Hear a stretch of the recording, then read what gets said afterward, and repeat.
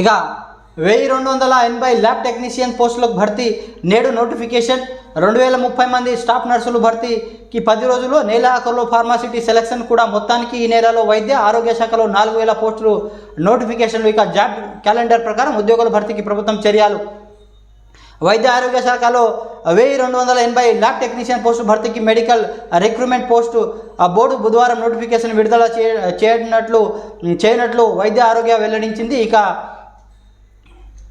230 మంది స్టాఫ్ నర్సులు భర్తీకి నోటిఫికేషన్ విడుదల చేయనట్లు, వీటిలో పాటు మరికొన్ని ఫార్మాసిటీ పోస్టులకు నెలాఖరులో మెడికల్ బోర్డు నోటిఫికేషన్ విడుదల చేయాలంటూ మొత్తం వైద్య ఆరోగ్య శాఖలో దాదాపు 4000 పోస్టు భర్తీకి ఈ నెల నోటిఫికేషన్లు విడుదల చేయనున్నారు. ఈ పోస్టు భర్తీకి ఇప్పటికే ఆర్థిక శాఖ ఆమోదం తెలిపింది. కాగా